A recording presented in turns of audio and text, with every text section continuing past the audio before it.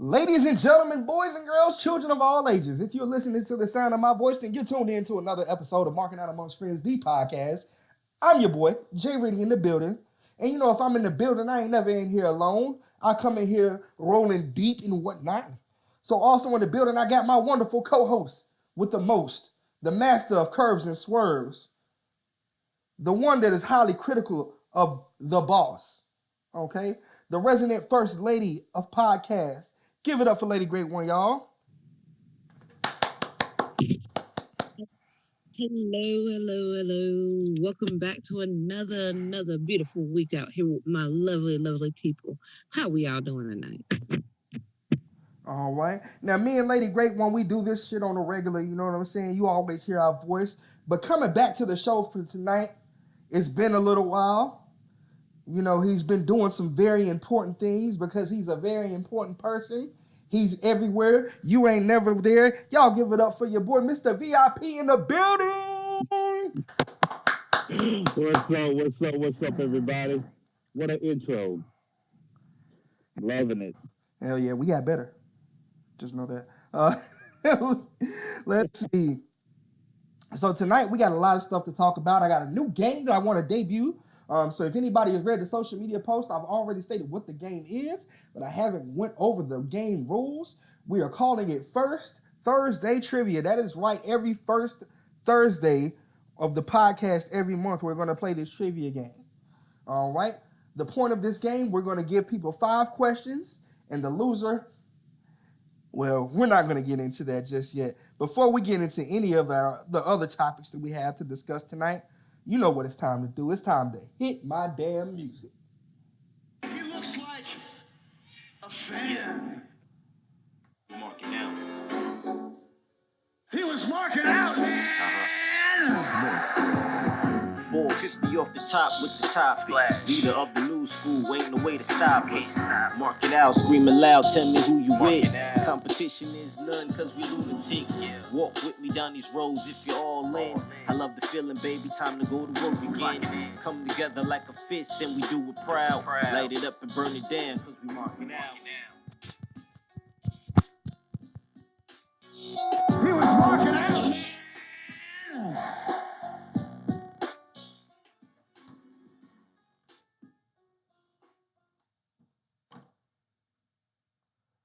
Yeah, Marking Out Amongst Friends, the podcast. That was that theme song once again by one of our other co-hosts, the official Chill P. He should be joining us later tonight. He's just going to be a little bit later in the show than usual, but that's all right. We're very transparent. This ain't our first trip to the rodeo. We've been doing this for a minute.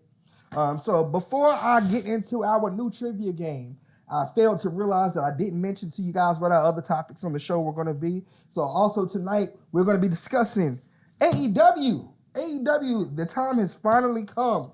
We have been on the AEW hype train since the start. The whole world has been buzzing about what this company is going to do, how they're going to compare to WWE. A lot of people are already predicting that they're going to put WWE out of business. But their first event, their first pay-per-view takes place later on in the month. We're going to discuss that. Dean Ambrose dropped a video today. Well, not today, but this week. And he is going back to the old persona that got him into the business and got him well notarized to begin with. The famous Jon Moxley has returned. Also, we will be discussing a feud that we pretty much mentioned on the last show about 2 weeks ago. AJ Styles versus Seth Rollins. This feud happened a lot quicker than we thought it would. So we're going to discuss where we think this might be going since they've decided to pull the trigger on this feud so early. But first, let's jump into this trivia game. I have been talking about this game with Lady Great One and Mr. VIP for probably the past 2 days. I know the nerves have probably built up for both of them. How do you guys feel? You guys feel confident? Oh, I'm good. I'm gonna see what it's all about, but I'm ready, willing, and Gable. Let's go. Who's gonna win? Who's gonna win? Oh, come on, there's no question who's gonna win. I mean, it's me. I'm VIP. I'm just swerves and curves, so you know. You know, well, being that I know both of you guys personally, I know it could go either way. So let's just jump right into it. So the object of tonight's game, we have 5 trivia questions. The topic of tonight's trivia questions are going to be WWE's current main eventers. So every question in this game is going to be revolved around one of the current main eventers or heavyweight title holders that they have right now. Going to give a little bit of history, and we're going to see who can pretty much win out on this game. All right. Now, what I haven't told you guys, I've told you the object of the game. I haven't told you what is on the line. In most competitions, everybody plays to win, but in this situation, really the most important thing is you do not want to lose. The loser of tonight's game, as a matter of fact, you know what? I ain't even going to tell you what the loser has to do. I will tell you that the loser has to participate in a certain rule for the rest of the podcast tonight. But we're going to wait until the game is over with before we tell the loser what they are going to have to do tonight. All right, you guys ready? Lady Great One, you ready? Yeah, I'm ready. Mr. VIP, you ready? I'm ready. All right, let's get it on like a pot of neck bones. All right, 5 questions. Question number 1. The phenomenal AJ Styles has won tag team gold in WWE, WCW, and TNA. True or false? False. False. All right, so I'm going to have to give Mr. VIP that one. He answered that one correctly first. The answer is false. AJ Styles has been involved in tag teams in all 3 companies. However, he has only successfully won tag team gold in Total Nonstop Action Wrestling. He failed to win tag team gold in the short stint that he was in WCW as part of the Air Raiders, and he failed to win gold as part of multiple tag teams in WWE. The one I can think of right off the bat probably would either be the Club or would be his short-lived tag team with Chris Jericho. Next question. Mr. VIP is in the lead right now, 1-0. Kevin Owens has more singles title wins in WWE than he had as Kevin Steen in Ring of Honor. All right, true. I say true. True. All right, Lady Great One gets the W on that one, so we're tied up right now. The answer is true. Kevin Owens has won 5 singles titles in WWE compared to in Ring of Honor, he actually only held 1 singles title in Ring of Honor. Just 1. Now, it was a hell of a reign. He had almost a year-long reign as the Ring of Honor heavyweight champion before coming to WWE. All right, in the WWE, he is a former Universal Champion, former Intercontinental Champion multiple times, and a former U.S. Champion. So it's fair to say Kevin Owens has achieved quite a bit of single success since coming to WWE. Don't forget NXT champion. Yes, the NXT Championship as well. I love how we both said that at the same time. Absolutely. Okay. You better save some of that being quick on the draw for this next question. All right. Current WWE champion Kofi Kingston debuted on the main roster of WWE on the now retired ECW brand back in January 22nd of 2008. From his debut, Kofi Kingston remained undefeated in singles competition up until May 20th. So almost 4 months he was undefeated until he had his streak ended on May 20th by one man. Who ended Kofi Kingston's streak? Shelton Benjamin. That is correct. Mr. VIP is winning 2-1. The winner was Shelton Benjamin. Shelton Benjamin actually ended Kofi Kingston's streak after unsuccessfully defeating him 2 times. This was Kofi Kingston's first legitimate feud in ECW. And since then, Kofi Kingston, over the last 11 years, has racked up the titles. Probably among the active superstars, I think Kofi Kingston's won more titles than anybody on the active roster total. Next question. Current Universal Champion Seth Rollins' real name is A. Tyler Black, B. Kobe Lopez, C. Terry Bollea, Kobe Lopez. Shit, she said it before me. B. I was trying to get it out. As soon as I heard it, I knew it. Ooh, you guys are making this competitive. It's 2-up. This is for the marbles. This is for all of the marbles here, you guys. Last question of the night. Besides both being successful college athletes and eventual Universal champions, Brock Lesnar and Roman Reigns both signed to what NFL team and never played a down? Minnesota. Shit. Minnesota Vikings. Ding, ding, ding, ding, ding. That is correct. That is correct. The Minnesota Vikings signed Brock Lesnar. I said that.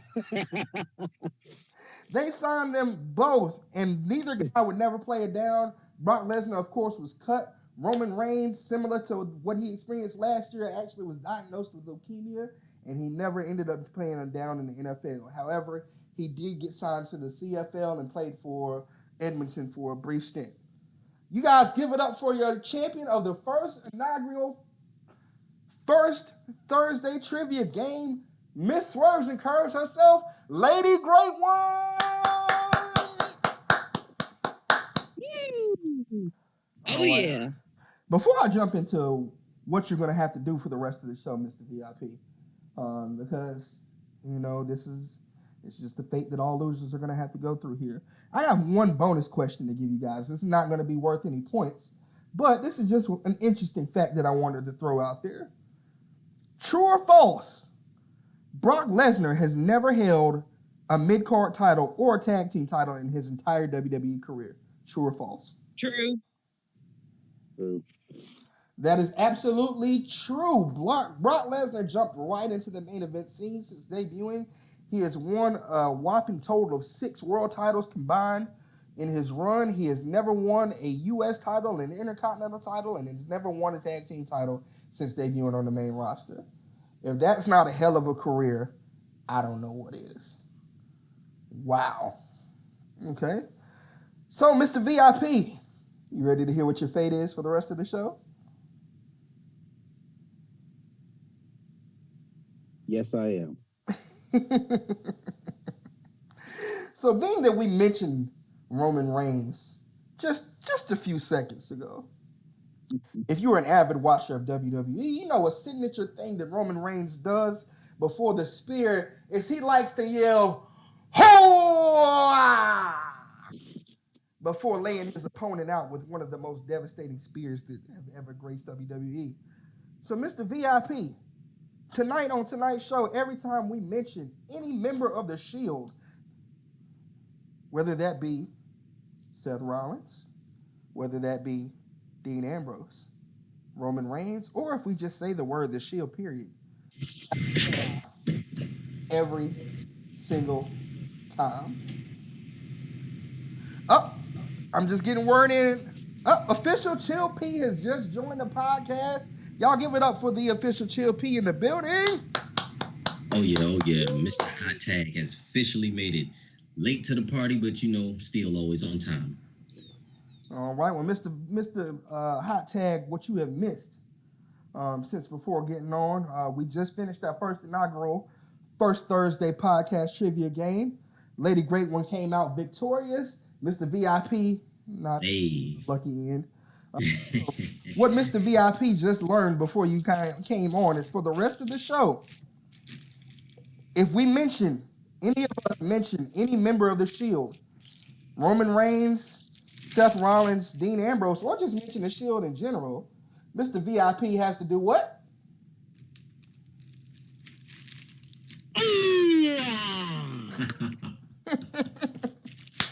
Woo, this is going to be great. Oh, this is going to be fun. Oh, yeah. I'm going to throw in some extra Shield talk just because. You're going to throw in some extra. I was about to say, oh, this is going to be fun. Before we jump into anything else, AEW is set to start their first event, Double or Nothing, later on this month. It seems like it's been a long time coming since we heard the announcement that AEW is starting. It seemed like it moved up pretty quickly here. A lot of people have been talking about WWE should be on the lookout, and this company could eventually take them out of business. What do you guys think about AEW? Do you think that they're ready to compete on a high level right out the gate, or do we think we need to give it some time here? Well, Uh, I'm gonna let you go ahead Matrix. first, Mr. VIP. Uh, Go ahead. Basically, it's going to take some time. I mean, it's a lot of hype right now, but it's going to take a lot of time for you to get a backing like the WF has. No matter what company it is, who you have in it. I mean, we saw how WCW came in, and they even had Hogan, and it took them some time to be able to come up with some good storyline to be able to start beating the WWE in ratings. But eventually, you know, we got to see how their business model and all the backstage stuff hopefully doesn't ruin them. But I am hoping that they come out good. I'm hoping they make wrestling more interesting, start making more competition, um, so that both shows or all wrestling will be better. And then we could, maybe get back to the Monday Night Wars, or just back to the day we had another company that was everybody wanted to watch. Yeah, I think that's my major thing. I'm just happy to see somebody else join the mix as far as a nationally syndicated show and see what they can do. I mean, like you said, a lot of other shows have come and gone over the years that WWE has been reigning supreme. Even going back to the Monday Night Wars days, WCW, um, afterwards, we've seen the rise of companies like Ring of Honor. We've seen the rise of companies like CZW. We've seen the rise of companies and the fall of ECW. And then we've seen the rise of TNA. And we've seen a hell of a lot of amazing talent pipeline through all of those companies. Yet WWE still reigns supreme in North America. Um, do you think that there will ever be somebody that will compete with WWE in America? Uh, Probably not. I mean, I think WCW was the closest that anybody else will ever be able to get. Um, but I mean, it's not just what the WWF puts out right now. It's their lineage. You know, when people talk about wrestling, they talk about the WWF or WWE. They don't say, this promotion, this promotion. It's all based on all wrestling is WWE. So you have such a long lineage that other companies can't compete. You can come up and be an upstart like TNA did. You can come up and be an upstart like some other company did. You may do well for a little bit, but you're never gonna. It's gonna be a long time before you can have the lineage, the history, the loyalty that the WWE fans have, or the WWE has with their fans. Okay, Lady Great, when you think that they're ready to compete? Um, as far as ready to compete goes, maybe. Um, do I think that they will beat them? I'm unsure. However, what I do know is that with possibly the current hiatus status of one female Sasha Banks and one member of the Shield. Thank you, Jon Moxley, aka Dean Ambrose.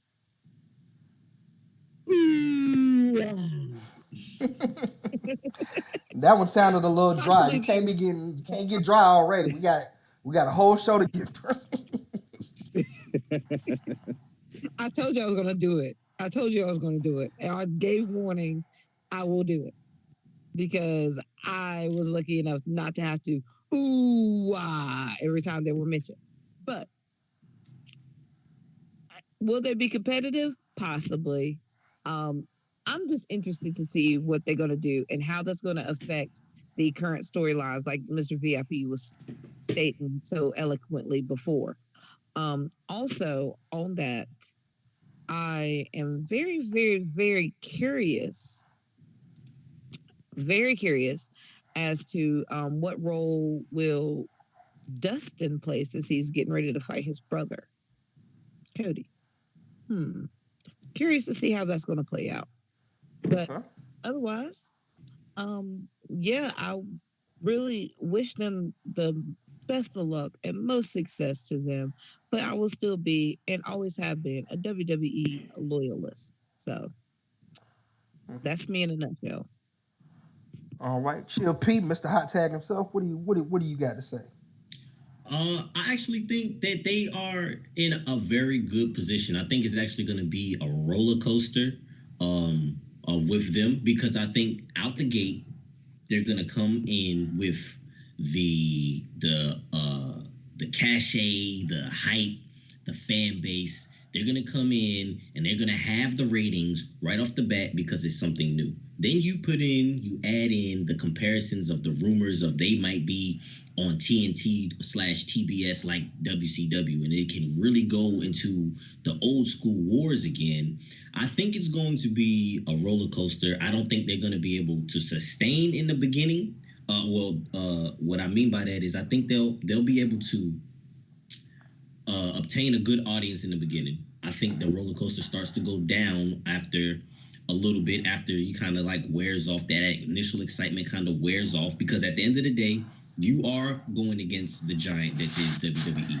So at the end of the day, you're going to have your talent and your matches top WWE's talent in their matches. And if you don't think WWE is going to level up what they have going on because all the eyes at the moment are on AEW, then you're sadly mistaken in my eyes. The question to me is, will AEW be able to take that initial quote unquote jab to the body when they start going down a little bit after the initial excitement wears off? Will they be able to have the quality matches and have the quality enough talent to get back up and continue to compete? But I think they will be able to compete in the beginning. Okay. All right. So there has been 7 matches announced so far for this card. Once again, this is going to take place on May the 25th. So we got plenty of time for more things to be added. There's a couple of spots that are already to be announced or to determine anyway. So let me jump right into the card here. Singles match right now that has been listed. Lady Great One already mentioned. Cody versus Dustin Rhodes in a singles match. No stipulation so far. Also, Hangman Adam Page versus Pac, BKA, the king of the cruiserweights, making his debut for AEW. SoCal Uncensored, SCU, is going to be going against Simmer and 2 competitors that have not been announced yet. Kenny Omega and This is the worst place I've ever been in. Sorry, I had to say it. I love them. Kenny Omega and Chris Jericho. This is probably the 3rd match in the last 2 years. So they're starting off with some strong matches. And then, of course, they have the Young Bucks are stated to go against the Lucha Brothers, Pentagon Jr. and Ray Phoenix for the AAA World Tag Team Championships.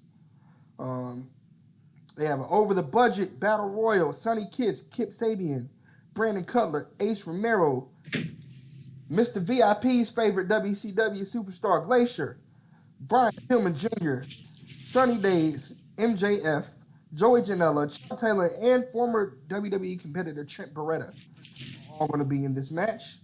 And then another match on the card, a 3-way dance between 3 of the newly signed women wrestlers on AEW, Dr. Britt Baker, Nyla Rose, and Kylie Ray.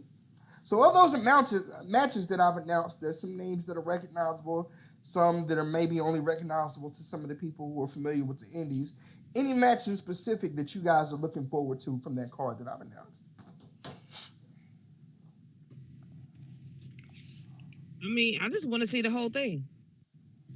I mean, really, there's not any one particular match that I'm looking really truly forward to, because there are so many people there that I do not know, but there are so many names that I want to learn more about. Like, I'm very curious about Sunny Kiss. I'm very curious about um Nala Rose and see how she's going to do. I'm very curious about a lot of these people. So I'm just waiting to see what happens. Of course, Yeah, I'm of course, go ahead. no problem. I'm really ready for, Cody versus his brother. I'm ready for that match just because where how I look at wrestling, how I enjoy it is like if you have that build up, I'm going to be looking forward to your match and I'm going to expect you to perform. And Cody, his promo for this match was just absolutely, to me, amazing. It was just completely amazing how he did the promo for the match, and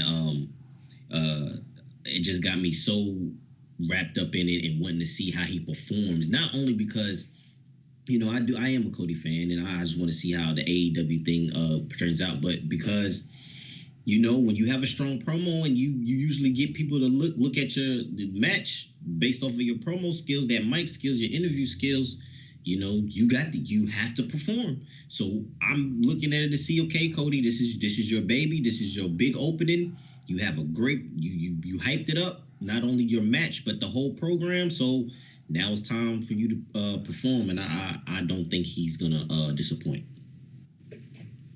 Yeah, I agree with him. I mean, basically, I don't really know most of the other people. I mean, of course, I know Pac, Aaron Neville, but most of them I don't know as much. Cody and Dustin is one of the dream matches that we never got to see in the WWE. Dustin, no matter how old he's gotten, he's better in the ring. Cody is great in the ring, and really or truly, to start your promotion, what better way for you to start your promotion than having the brothers go against each other? If you want to do it, if you want to start it off with a bang, let me do it, and let me and my brother tear the house down. So I'm really excited to see what happens from there. But I mean, most of the other matches, I just want to see, how they do. I'm just hoping for a great show. That's big facts, honestly, man. I know we talked about how we think that they would shape up towards WWE, but honestly, like I really just want them to develop their own show. Like Shield said earlier, man, it's just they're getting a good foundation to start with right now. And one thing that they have different from most of the other companies that have started in the past decade or two, and really got the ball rolling, is that they are starting the show with some big names already. Um, and that's on the indie circuit and from WWE. So they've already got a little hype going behind this. Um, I just want them to have their own thing though. I don't want them to try to compete with WWE in any manner at the moment. I just want to see a great Very, show. very true. Um, I just also, I mean, we know the matches are probably going to be good. We're talking about a lot of the guys who are the best wrestlers that were out before signing with AEW. And some of them are still indie wrestlers. So you know the wrestling is going to be good. WWE never had the best wrestling out of all the companies. So for them to come out with the wrestling good, but give me some storylines to be invested in as well. But see, here's my thing, and maybe this is me playing the heel or devil's advocate or whatever you want to call it. I honestly do not think WWE is paying attention. They have an idea what's going on, but I really don't think they care Because to me, if I'm sitting in that room, if I'm Triple H and someone brings up, or Vince or whatever, and someone brings up, oh, well, this is the month, AEW, and then, they got the television deal that they're going to be announcing soon, and this, that, and the third. But honestly, I'm looking at the guys and being like, well, let's see what happens this month, because honestly, they need to hold the candle to NXT. I'm sorry, I am an NXT mark, and NXT doesn't disappoint me at any takeover. Takeover is huge all the time. It never like I said, never disappoints. The matches are on point. I love the storylines leading up to the matches. They're not just, high flying spots all from start to finish. It has meaning, it has everything, it has emotion, it has drama, it has everything. So to me, AEW really needs, if they're going to look across the street to look at competition, they need to live up to NXT to me before they even, even think about anything else. NXT will be the bar for me with AEW. Yeah, I mean, man, I absolutely agree. Like you said, I don't think WWF really doesn't care about them. I mean, it's not the first time that some company said that they're gonna start a new company. It's not the first time that some other company got a TV deal. I mean, when WCW happened, they didn't really care until they started, the NWO, until the ratings started going up. Other than that, Vince didn't care about the other company. So he's not gonna, just because they're starting up a new company, he's not gonna be like, oh my God, let's worry about them. They're not worried yet. Once they start producing something, once they start producing some merchandise, when they start producing some ratings, when they start, garnering, a lot of money, then they might start paying attention. But right now, that's not in their. They really don't care. They know about them. DX was mentioning, talking about them in the Hall of Fame speech. They know about them, but they don't care. I mean, you gotta remember when WCW, who had the exact same stuff that AEW had, WWF has a stronghold. They have a stronghold on venues that only they can perform at. So you can't go there because WWF, basically has a contract that nobody else can perform there. So there's a lot more than just ratings or whatever that's going to go to their success. And like Chill said, what they need to worry about is NXT, not the main roster. That's not going to go anywhere. But if your shows is not as good as NXT, if your stories, I mean, you could have the matches, but if your storylines are not as good as NXT and not get as involved, if the crowd is not as rabid of fans as NXT's fans are, then then you can't compete. If even their developmental is better than your regular company. So, that was pretty much what I was saying. When I was mentioning the story, like your stories have got to be there. Yeah. The storyline, the wrestling is always going to be there in any company you go to, but the storyline's got to be there. Lady Great One, what you got with us? I mean, there's basically nothing else for me to say. Y'all done already covered all my topics. It's a loaded topic. I mean, you know what I'm saying? I have stuff that I want to add on to that, but you know what I'm saying? That's for you could split that topic up for days. I'm gonna say one thing that I want them to do.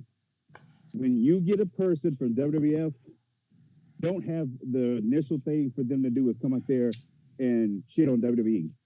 Because that's what every company does. As soon as this person leaves, or he got to go and say, well, this person did this, and start that means you're competing. If somebody leaves WWE, let them leave, come to AEW and act like it doesn't exist.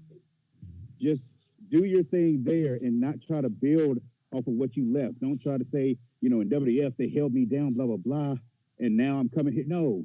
It's going to be interesting. It's going to be interesting. It's going to be interesting because I think it's going to work both ways. Just like it's in the news big how all these WWE talent wants to leave. They asking for releases or whatever, and they see greener pastures on AEW. What if AEW doesn't get they fall flat on their face? Or what if certain talent thinks that they're going to be on a certain level here in AEW, and they're not. It's gonna bolster NXT super. You think Triple H and them are not gonna be like, well, okay, well let's show them that our developmental is like that, and let's get some call ups and everything, and they're gonna be looking right back at NXT like, yo, if I go to NXT, I can get to the big dance for real, because NXT is where, like, hey, I'm not gonna keep going on. I'm just saying, if they're gonna be looking over across the street to look at competition, NXT is the bar. They don't need to look further than that, because they need to pass NXT. Yeah. They need to pass Ring of Honor. They need to pass TNA. Yeah. WWE is not the only dog in this fight. That's what make them lose right there. You know what I'm saying? Honestly, and this is just my take here. I know if anybody in WWE is going to be watching, Triple H is watching. So it's never. Triple H has the reins of WWE for the future. So definitely, at the very least, he's going to be keeping an eye out. Honestly, my thought process is that one of the two, which one of these I'm going to go ahead and segue into, but one of the two major missing people since Mania that are going on with WWE, I think they've been holding on and keeping under wraps until after this event, or at least until Money in the Bank. I think either you're going to see Sasha Banks make a huge return with a different role, or you're going to see Dean Ambrose make a return. And that's so dope, because I have an opinion on that. I have probably a stretch, but I have a fantasy booking on that. Hell yeah. So speaking of Dean Ambrose, he actually debuted a new video this week showing. I don't know if you guys, has anybody got a chance to watch the video first before I get into it? Yes, sir. All right, so you see, I got to watch most of it. I didn't get to see, somebody said it had something to AEW in it, but I saw most of it. All right, yeah, we'll get to that. Now the video starts with Dean Ambrose, just in the ring throwing a couple of shadow punches around, and then it pans to him on the street running from somebody. It could be the police, could be from somebody, and it shows him climb a fence and get his hand stuck at barbed wire at the top of the fence. He comes down, the barbed wire is intertwined with one of his hands. All right, and this is all to play out into revealing that he's returning to his better known form before WWE. I'm not going to say better known, because he's definitely more famous as Dean Ambrose, but his previously known form, Jon Moxley, is returning. All right. So on a scale of 1 to 10, how excited are you guys to see him going back to Jon Moxley? For me, I like this because I never really got the Dean Ambrose character, so to speak, in the beginning when the Shield.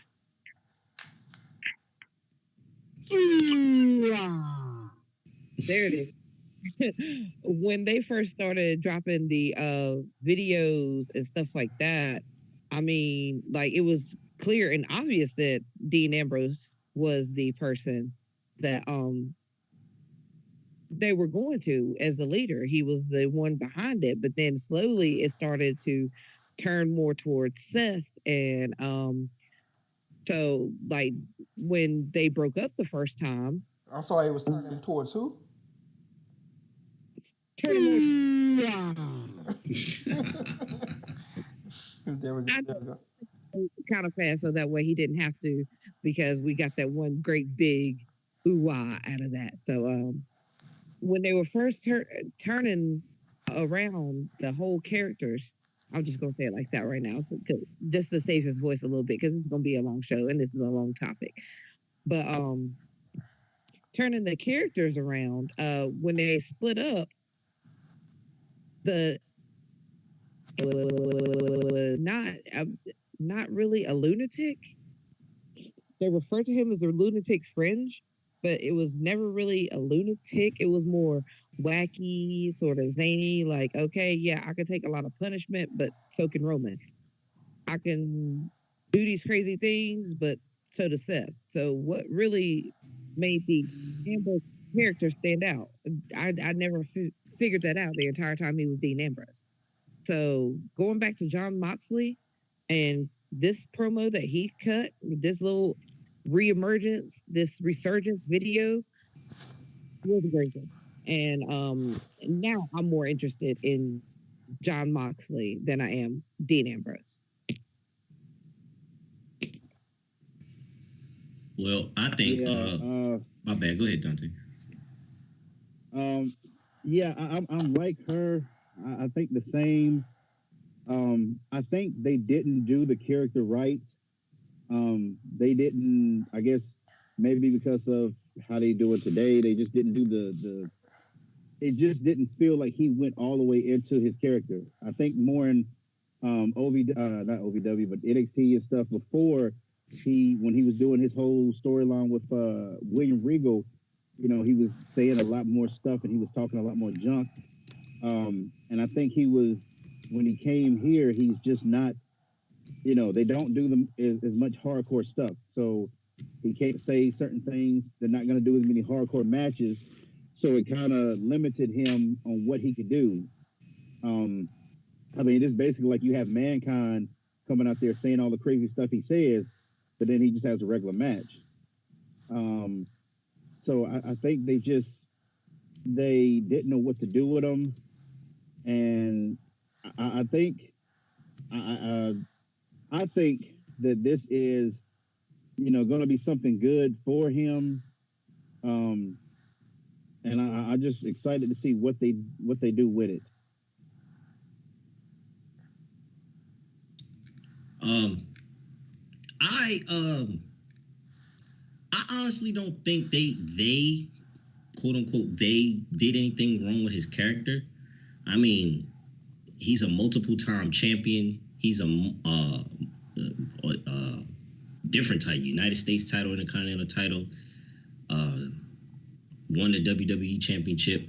I think at some point in time, the character, the actual person has to embrace the character and has to do something to evolve the character. I'm not gonna put it all on WWE and say, hey, WWE didn't know what to do with Dean Ambrose or something. Hey, if you're a multiple champion, to me, and this is just my opinion, if you're a multiple champion and you've been put in those positions before and time again, at some point in time, that company believes in you. So at some point in time, you have to do what you have to do to make sure your character changes. Now, saying that, I have a fantasy booking that everybody is talking about. I'm going to AEW, and if you've seen the video, you've seen the hints and everything. But at the same time, a little part of me is like, when is the last time we've seen WWE do anything with anybody who's known to not be renewing their contract as much as they celebrated Dean Ambrose? So fantasy booking with me is like, okay, cool. We can't do anything with Dean Ambrose. So let's go to Moxley. Let's do that. Let's bring him back like that. Let's swerve him, bro. You know what I'm saying? And bring him back as, we're saying farewell to Dean Ambrose. We're going to give him a goodbye, like he retiring or something like that. And we're going to bring him back as Moxley. You know what I'm saying?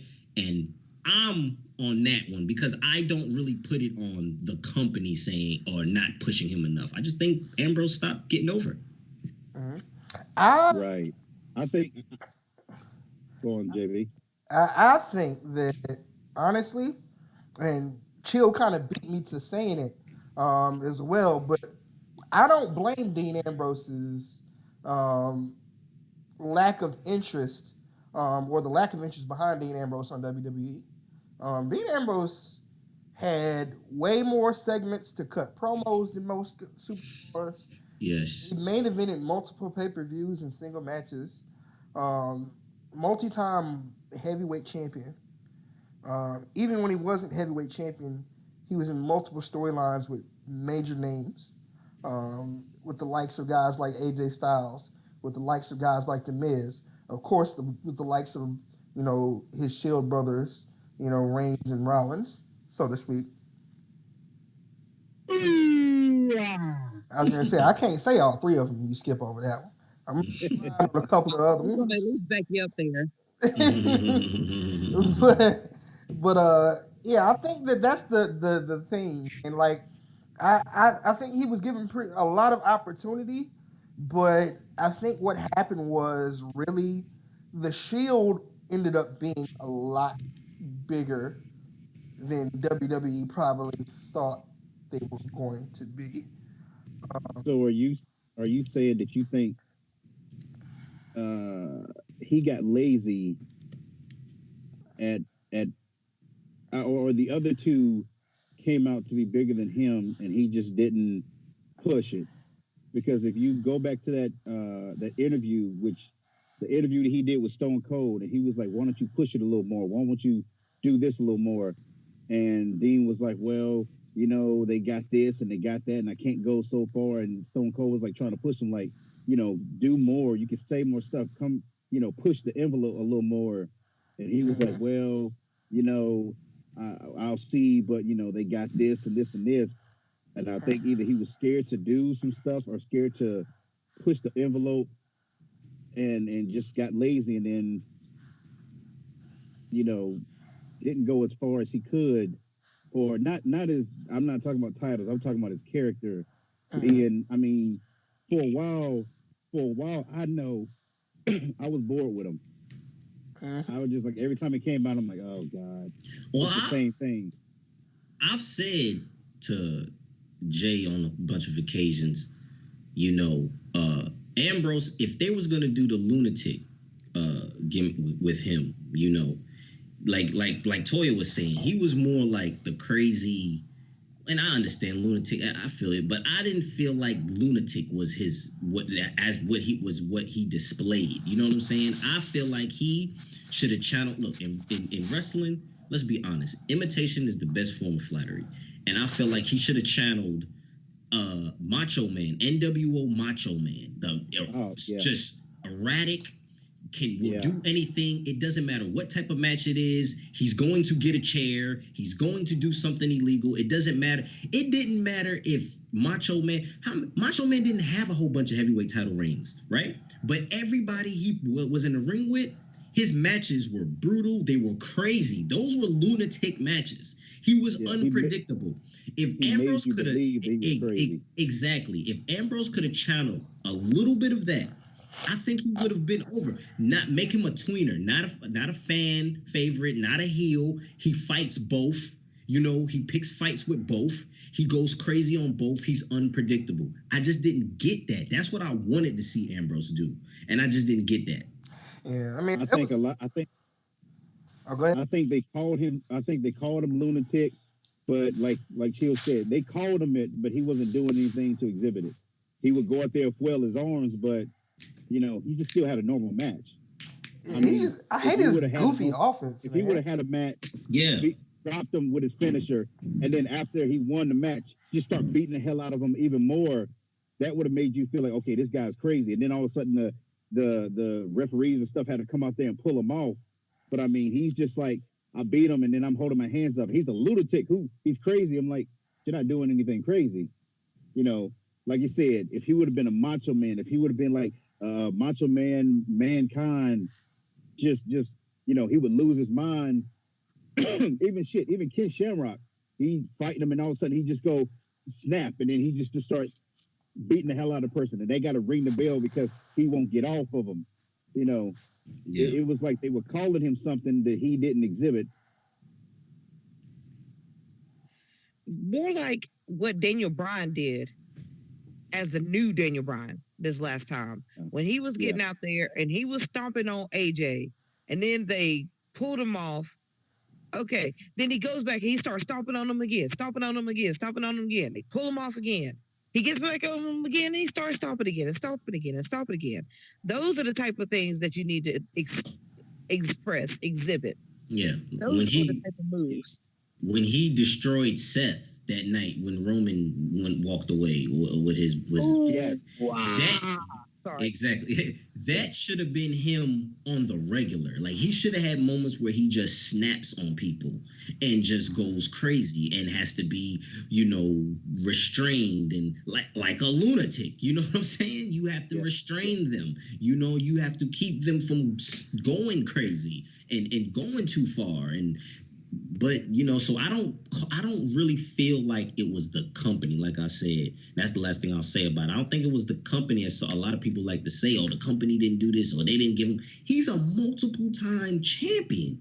You know what I'm saying? Multiple time. Maybe not the world heavyweight champion, but they put him in positions like Jay said. He had plenty of feuds where he's later on in the card, or he's a top match to open up, to set the tone of a night.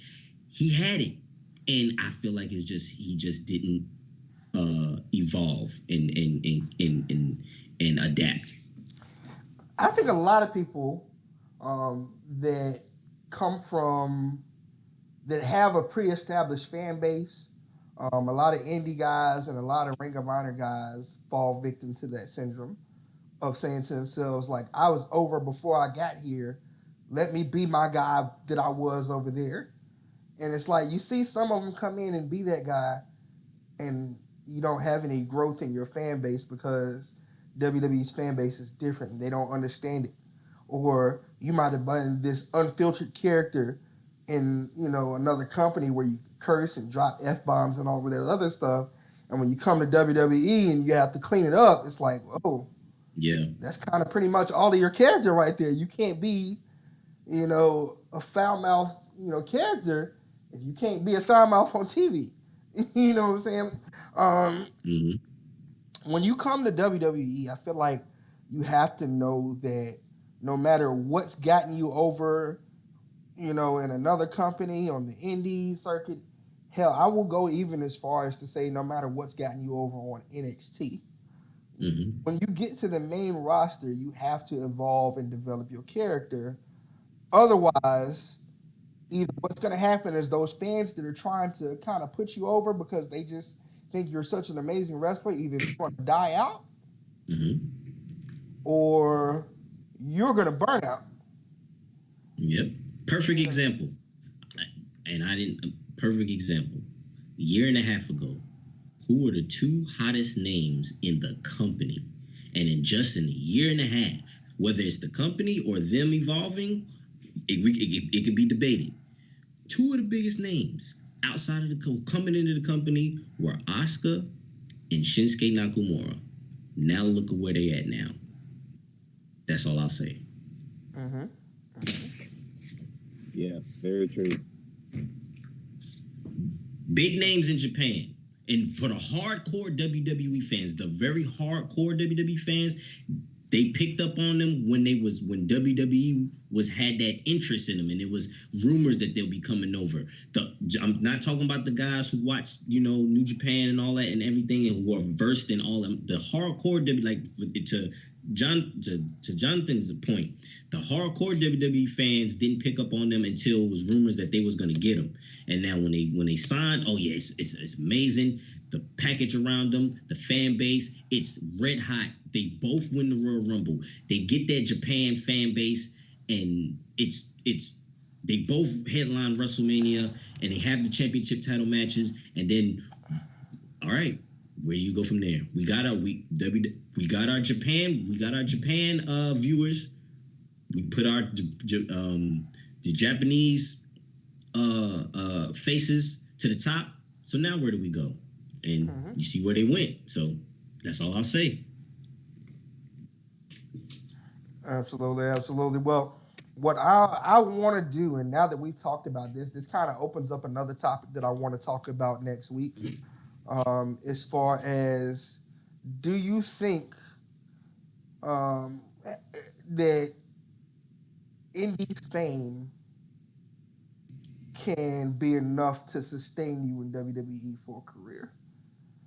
So we won't jump into that topic yet. I think that's going to be one that we want to do next week.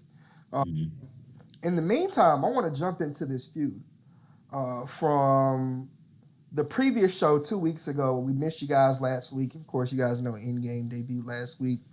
We all had our times where we had to go watch Endgame. So You know, glad to be back. But AJ Styles versus Seth Rollins. Now, if you guys were,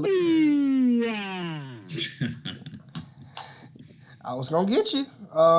If you guys were listening 2 weeks ago, we mentioned this feud after the Superstar Shakeup.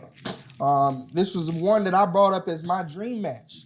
Like, hey, this is the match that I've been wanting to see on the main roster since AJ Styles signed. Um, and a lot of us were saying that this should be a match. This should be for Mania or even Royal Rumble. At the very earliest, we said SummerSlam, but it seems that WWE is pulling the trigger, and we are actually getting this as one of the main events of the Money in the Bank pay-per-view. Do you guys think it's too early to pull the trigger on this feud? No. As long as it's long and lengthy, as long as it's a long, That's what she out, said. hey, I'm looking at Bobby Lashley, the Almighty. Hey, but anyway, if you were on the Game Runners group, you know what I'm talking about. But yes, as long as it is a drawn out feud, because there's so many ways that they can take this. Seth doesn't have his boys. Ooh, I figured I'd fill in for you on that one. And AJ does. So, where do we go from here? No, but I'm glad that they went on and gave this to us first because we knew it was bound to happen. Might as well go ahead and kick off the summer right. The first pay-per-view post-Mania. And then we also got the Saudi Arabia deal pay-per-view coming up. They can fight again there. And then they can build up and fight again at SummerSlam as far as I care because those two men will tear the house down. They will burn it down. The champ that runs the camp and the face that runs the place versus the man who's going to burn it down. Hey. I love it. I think it's, hey, how I look at it, if you're ready for it, pull the trigger. Why not? They're both on Raw. We all suspect it'll be something built up to, and they probably won't let them touch, and they'll probably just have them tag team together and be buddies. And man, if hey, we were wrong. WWE decided let's do it now. I like that how they made them physical right off the bat. Excuse me, how Raw, the Raw confrontation, how AJ took it right to him, put him through a table. You don't know if it's just aggression from AJ. Is it going to be a heel turn possibly? I just loved it. Every minute of it. I don't care that they didn't build up to it. I don't care that it might not be a WrestleMania match with them. I would not mind if we still saw them at WrestleMania again because I think those two are just going to. I don't think they're going to have a bad match. I think it's going to be match of the year material. So hey, if you want to do it, pull the trigger. I'm not complaining. Yeah, I don't think logically. I don't think they wanted to. I mean, you can't put AJ on there and then put him back down to mid card. So I think they wanted to as soon as they bring him over here. There's no point of waiting now. He's here. We know what we want to do. Now when it comes to the fight, it could be that they prolong it. It could be that they're in the middle of an amazing match, and then whoever won the Money in the Bank runs out there and cashes it in. So you don't have a definitive winner, and then that way, one of them has to win the title back, and then they'll have it later on.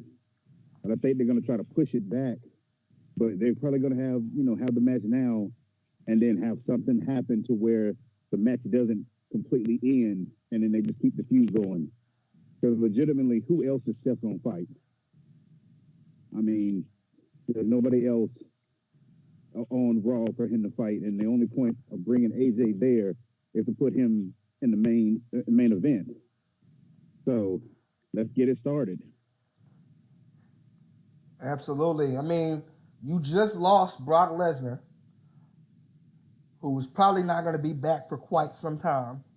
You also lost Roman Reigns for the better part of the last couple months, and now you lost him to the draft, or the shakeup, excuse me.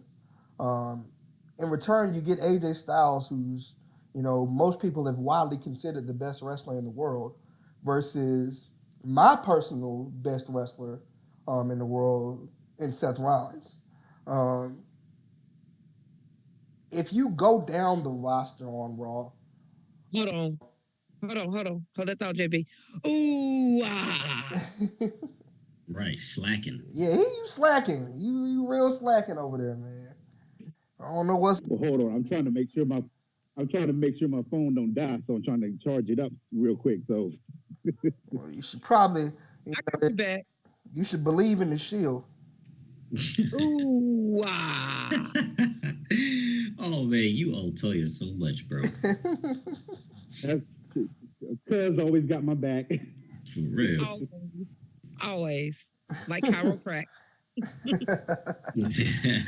But yeah, you look down the roster, there are a lot of young guys on Raw, or not even necessarily young, but a lot of up and comers, a lot of new guys on Raw to the main roster that could Right. for great matches against either one of these competitors in the Universal title match. So don't get any of us wrong by saying that there's no main eventers there, but you can't have a name as big as AJ Styles on Raw and keep him away from the Universal title for long.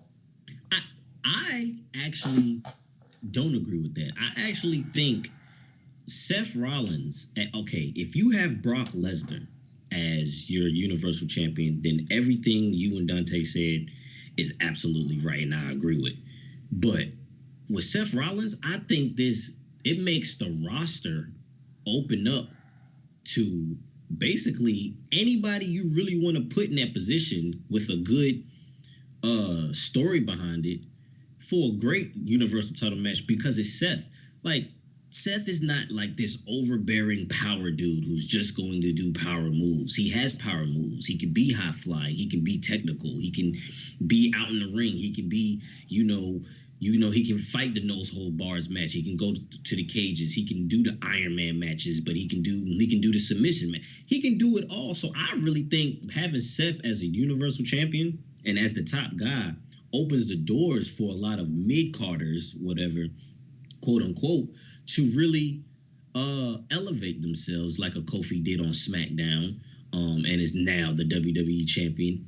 I think that gives them a chance to really look at that and be like, okay, well, I can do it, especially with a guy like Seth, because I think Seth will get a lot of good matches out of that roster. I really don't see anybody on the roster who I would be like, oh, I just don't see a Raw roster being like, well, and I get what you're saying. I know what you mean, but I actually do see a lot of guys that if Brock was champ, I wouldn't have really even thought of. But with Seth being a champ, yeah, I definitely would love to see a whole bunch of matches with Seth as the champion against most of the roster that they have right now. Yeah, like I'm not saying, I agree with what you said. I'm not saying that there's not a lot of talent there. I'm just saying, like the whole thing with Kofi, they have to build somebody to that standard. Yeah, he could fight everybody everybody was there and have incredible matches. But is there a person who the crowd is behind enough to go and, to be the main event with him? Everybody loves him, and everybody loves AJ, but there's not really another person that they can just, all right, we're gonna shoot them to go into the main roster or the main event. But that's what I'm saying. Be like completely going crazy unless they build that. Man, if they did the same thing like they did with Kofi, and build some storyline to get the crowd behind them like that, yeah. But right now they don't have anybody yet. Until they put somebody out in some match that even like the biggest person would be like Ricochet. The Ricochet, everybody loves him, but that's the only other person that everybody's excited because he's new there. Everybody's excited to see what he does. He could do it, but then it's gonna be like, well, are they pushing him too fast?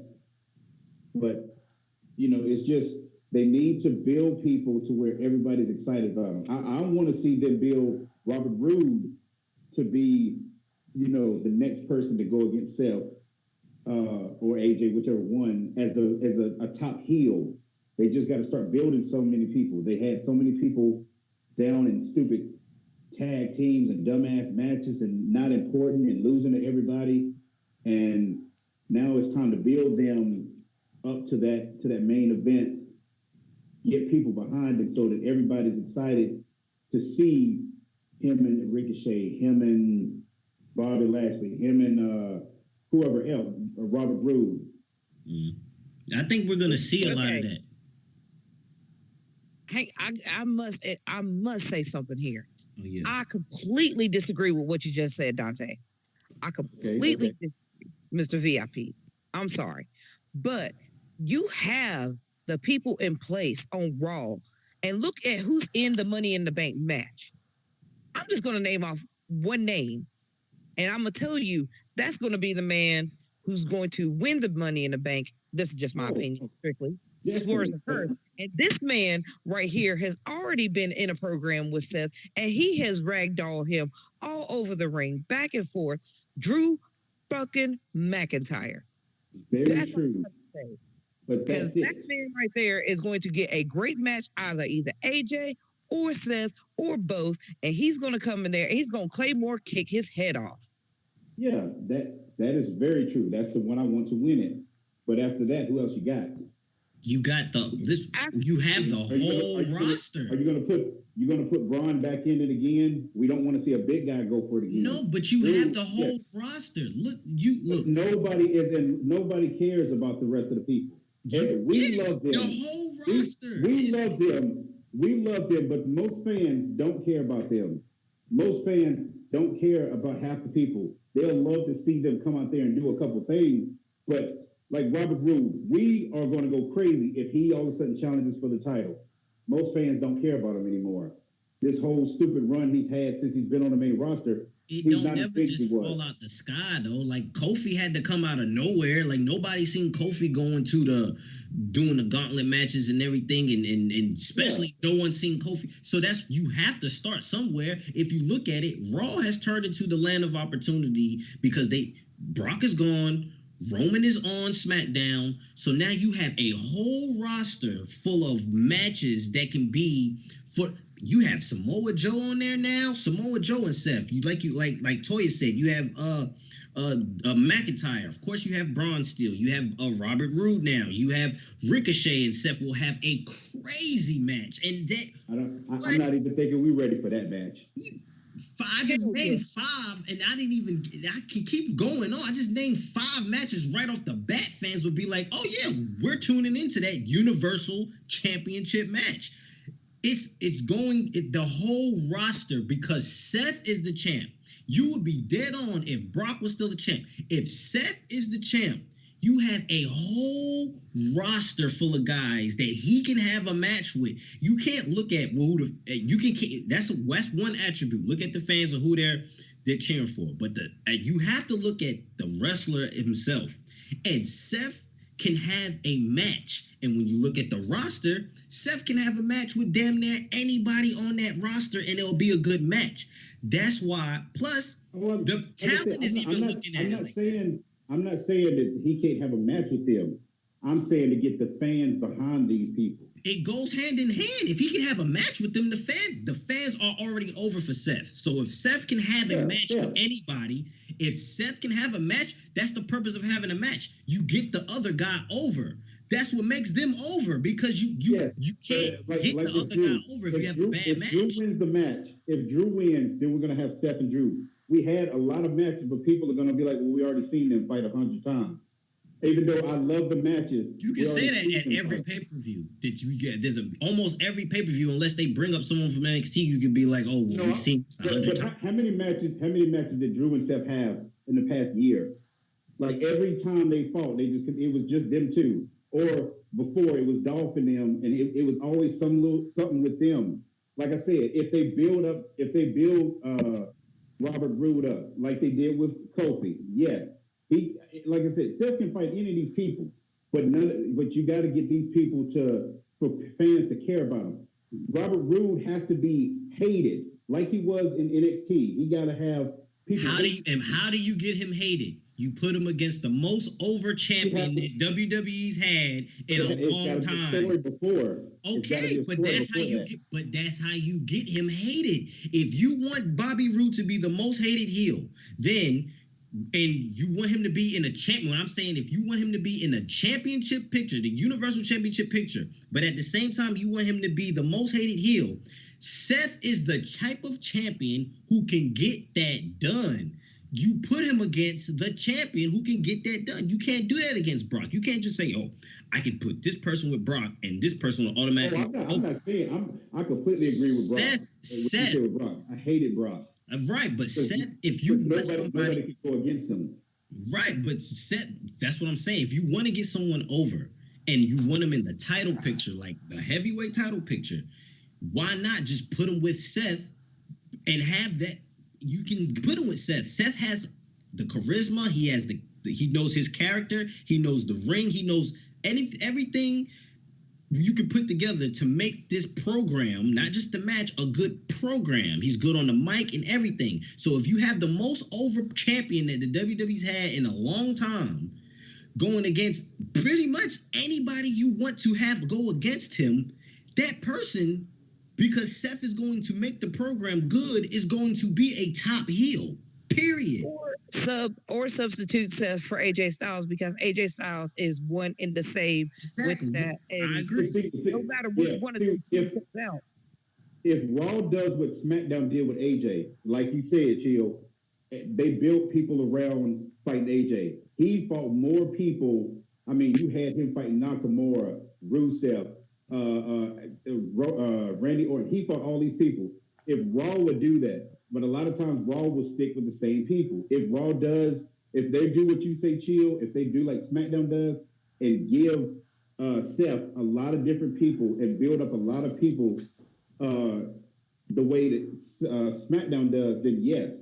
But if they do like normally, like Raw usually does, and just have a certain set number of people, the same people go for it, then it's going to be, yeah, they having great matches, but it's the same people over and over. I want them to do what AJ did in SmackDown, and he basically went through the whole roster and built everybody up. And then let them do the same thing with Seth and let him build everybody up. And then, or like you said, or AJ, but I don't think Seth's going to lose just yet.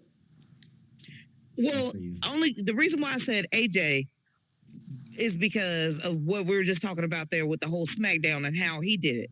If they keep that same format, and not only that, but Money in the Bank is going to be freaking huge, because if the men's Money in the Bank ladder match happens before that match happens,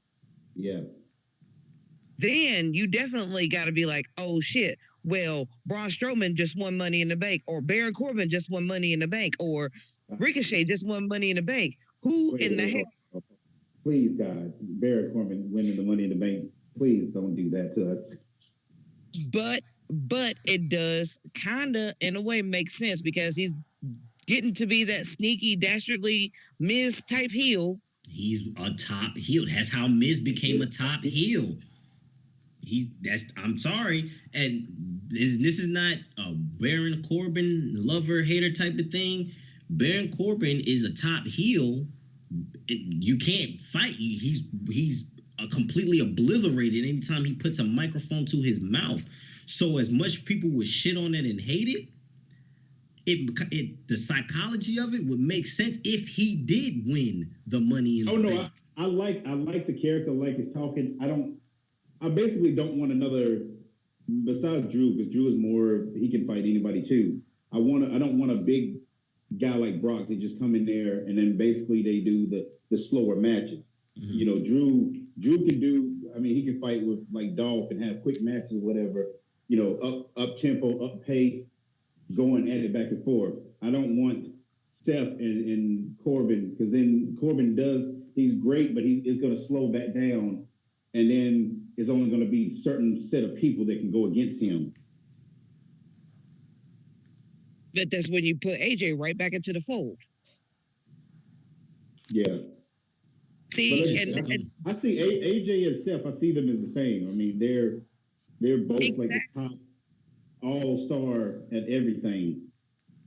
Exactly. And that's why it's great that both these two guys are going at it right now. And Gritty, are you still with us? I was about to Because say, hey, I, Jonathan, or I'm just shoot, letting I'm y'all. sorry, but I'm letting y'all do it. Y'all were intense there for a second. You know, no, but I but was in waiting on all him to say something. My bad. honesty, man, in all honesty, Raw has the advantage right now with having so many mid carders that are on the cusp of main event, and then maybe like 3 established main eventers on the show. That the next year is going to be interesting, no matter what they do with their roster. Like you said, the Money in the Bank. We all thought that, hey, Seth Rollins was going to get a throwaway match, and we won't see him and AJ Styles for quite some time. We're thinking it's going to be a long run. Bam, you get it right now. But what that does is now that bolsters the Money in the Bank pay-per-view with a headliner match. It gives the Money in the Bank more meaning because now you got pretty much nobody in the Money in the Bank has ever won the Universal title. right. Or the WWE Championship other than Randy Orton, who's in it. Braun Strowman has never won a heavyweight championship or the Universal Championship. Ricochet just debuted. Drew McIntyre hasn't won a world title. Baron Corbin hasn't won a world title. He won one Money in the Bank and lost. Ali hasn't won a world title. He's had a few matches and lost. Finn Balor has never won. Well, he has won the Universal title, but his run was very short, so you might as well say he's never won it. He only lasted for a day. Andrade, El Idolo. You know, these are a lot of names that this Money in the Bank could really boost your career.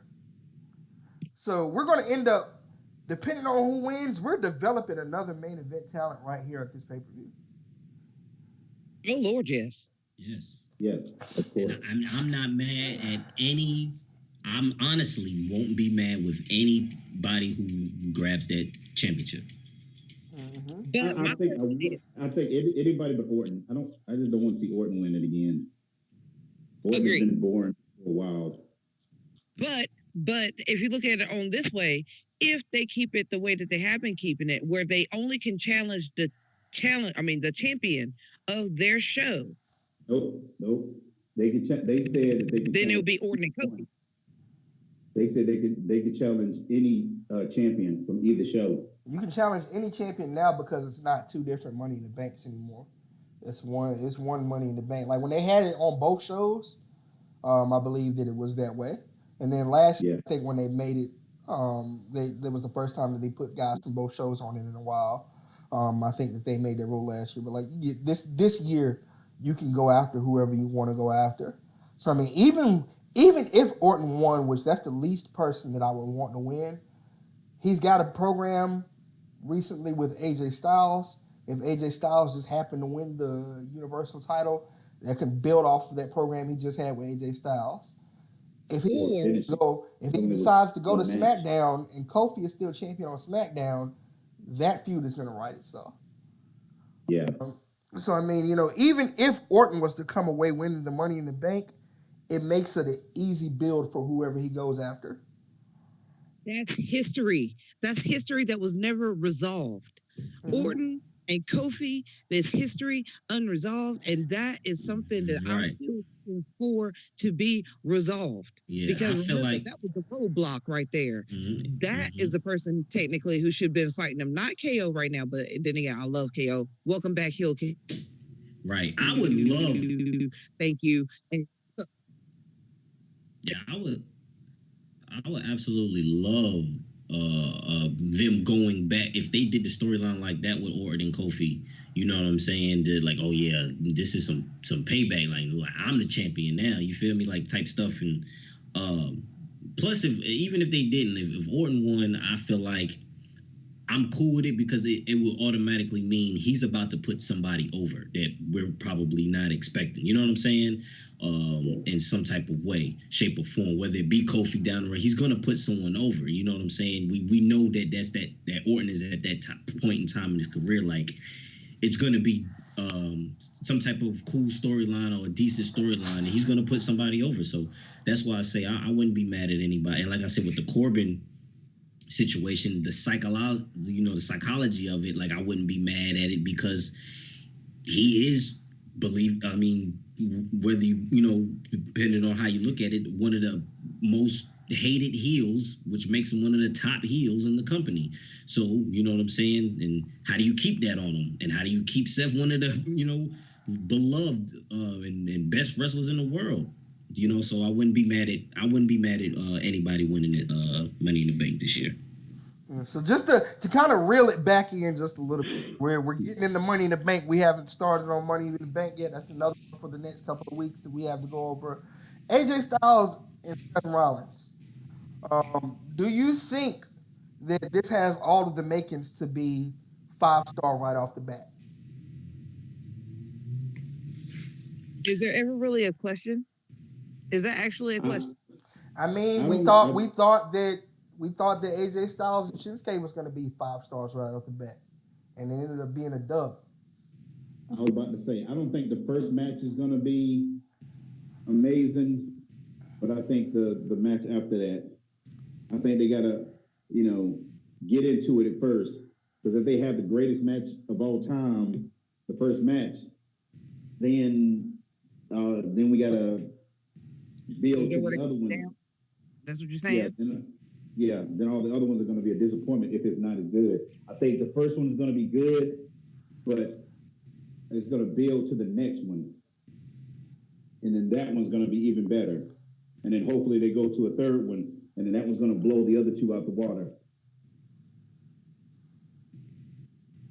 Hopefully. All right. So who do you think, if this is a short feud or a long feud, who comes out on top? Seth or AJ?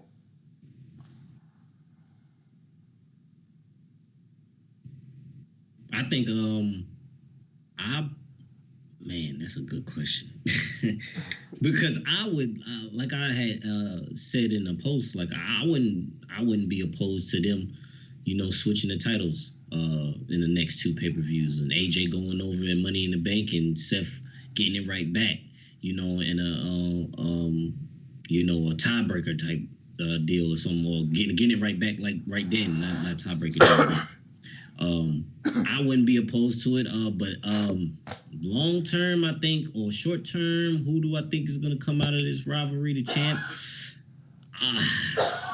I'm going to be different because I feel like I'm going to be in the minority, but I think AJ is going to come out of this rivalry as the new Universal Champion going into the next core 4 pay-per-views.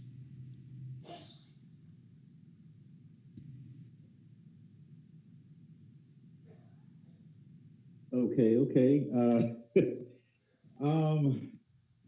This is a hard one.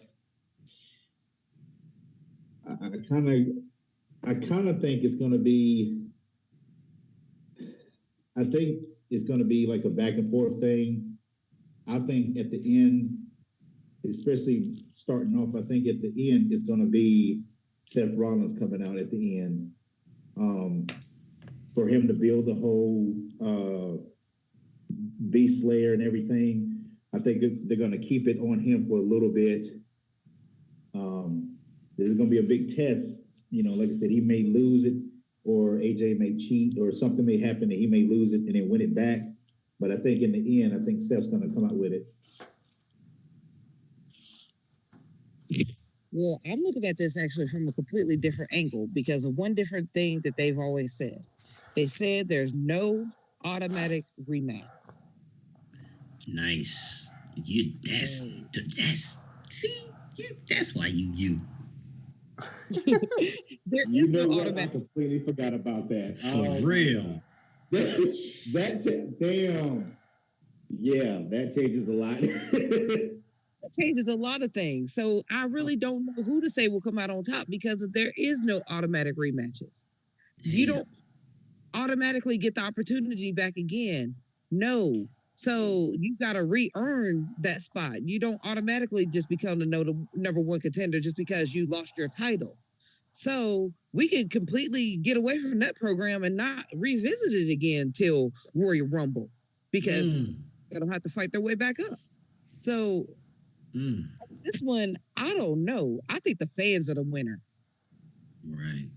I think we, the fans, are the winner because no matter what happens between these two men, we've got a fucking fighting champion and no more title being held hostage by Brock.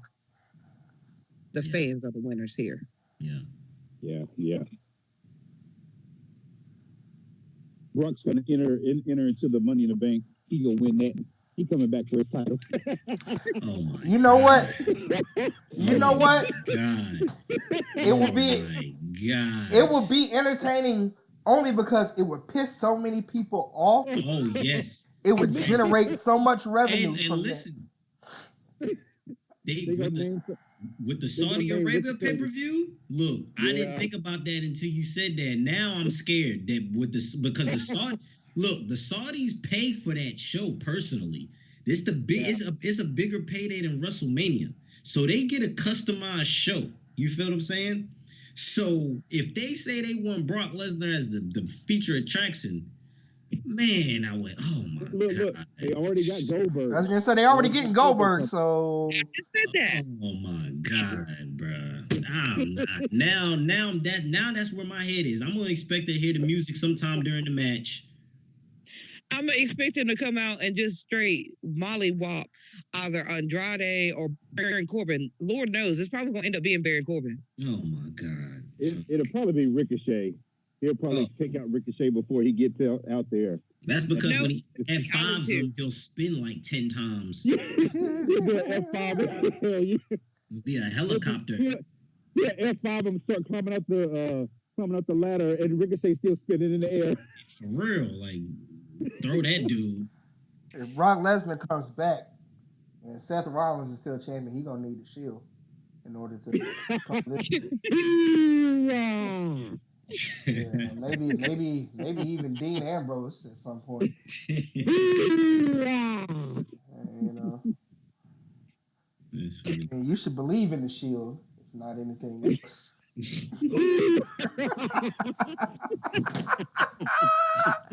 I'm on your ass, boy. Woo!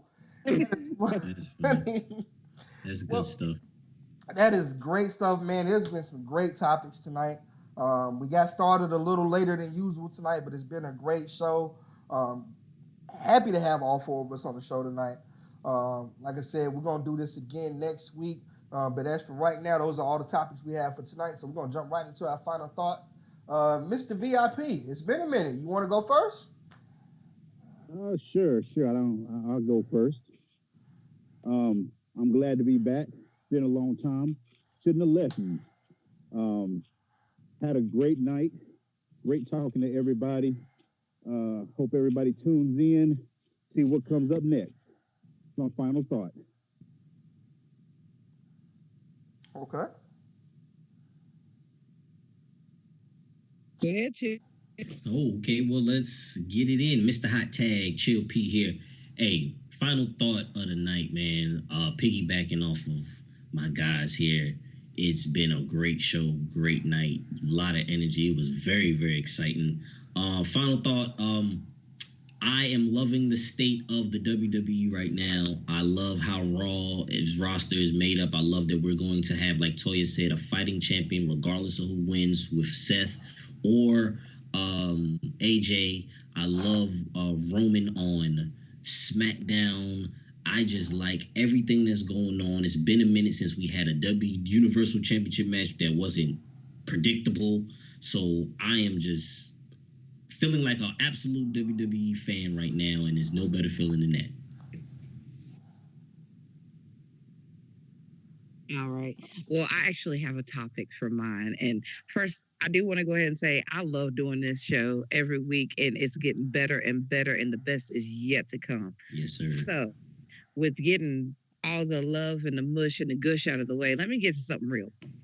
I have two things on my mind. Number one, Leo Rush is apparently unhappy with the new contract that he was offered at $300,000 a year. Ooh. Sorry, I'm about to do one of my swords and curves rants. I'm so sorry. I'm about to do it, but I Uh-oh. had to. Yeah. So he turns down this contract. Supposedly, I just read this. This just happened hours ago. So I don't know. He also said, "Release me." Hmm. Hmm. I don't know. There are a lot of people who have been asking for a release. Maybe they might actually grant this one. I am unsure, but I know he's reportedly to have a lot of heat on his back. But as soon as I find out more details, I will definitely let y'all know. And now the second thing I wanted to go ahead and rant about for a couple more minutes is this right here. If at any way, shape, or form, I gotta wish The Rock a very happy birthday because today is The Rock's day. Oh, goodness gracious. Oh, my gosh. Words and curse. Happy birthday, Rock. You are the inspiration for my name. You are the people's champ. You're still the people's champ. And I can't wait to see your new movie, Hobbs and Shaw. And Who's gonna be in that movie? Roman Reigns.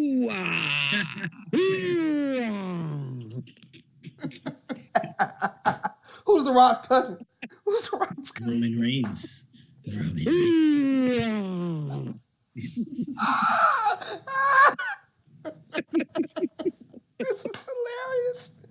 Oh, I almost want to do another hour just making Shield reference. You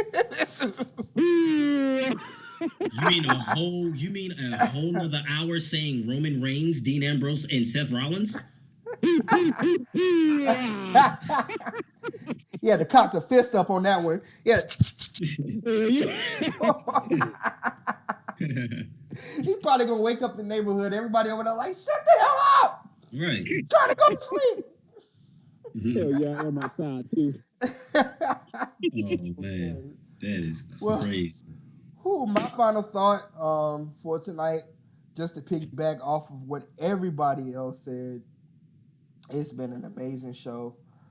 It's been a great, experience debuting the success of the new first Thursday trivia game. I can't wait to run it back next month. In similar fashion, that means Mr. VIP, you got to be on the first show next month because you got to host it. You got to come up with the questions and you got to give us something that we got to do for the rest of the show since we gave you hell tonight. Other than that, my final thought for tonight, there was an interesting conversation had about Luke Harper that was a big discussion in the Game Runners earlier today. Luke Harper, evidently creative, or Vince McMahon, was quick to release Luke Harper saying that, oh, you mean the guy who can't do a Southern accent? Oh, we don't have anything for him before he gets released.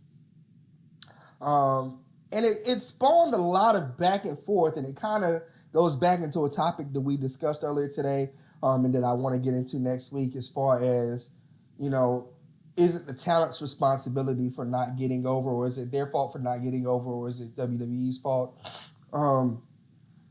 Now, before I start this, let me start by saying I'm the biggest, well, not the biggest, that'd be a lot, but I'm a huge supporter of Luke Harper. I think that he is a great talent as far as on the microphone. He's definitely a great wrestler, especially to be his size.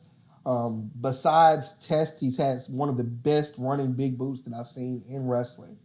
However, I'm sorry? Oh, I was just saying, amen. That Yeah, was great. But it goes back to, what we said earlier. I think that if you get hired to WWE, let's remember at the end of the day, this is still a job. And if your job, no matter what you're good at, if your job asks you to do something, you got to be good at what they ask you to do, or you can't expect for them to give you other opportunities if you can't excel at the one opportunity that they give you. Now, I don't know how well Luke Harper is familiar with the South or if he knows how to do a Southern accent. I know that there's other stars that have come and won, and they've tried to do the whole other foreign accent thing and it hasn't worked out well. But if that's one thing that's held you back, that's something that in the future for anybody else that's coming up, you got to do it. You gotta learn to do something, especially if that's something that easy, just to give a Southern accent. You know, value your career, value your stock, boost your stock. So when this happens in a situation where you do get released, such as the release that you asked for recently, your stock is boosted, and now you get to go somewhere else and be even bigger of a draw than you were before. Don't rely on just the talent that people have seen you do in other companies to get you success in the WWE. And with that, I'm going to go ahead and end the show. It's been a great one. Can't wait to do this with you guys next week. Um, but as for us, this has been the Marking Out Amongst Friends podcast, and we are out. And before we go, you know what we're going to do. It's time to hit my damn music.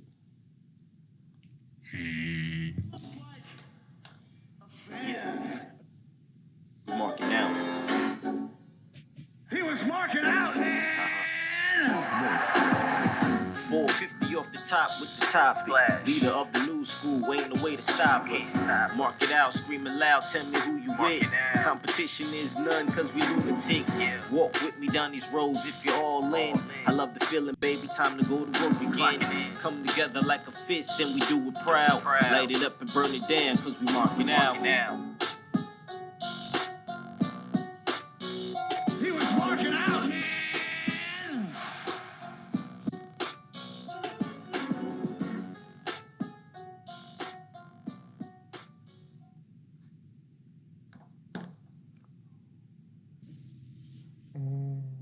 What's up? What's up?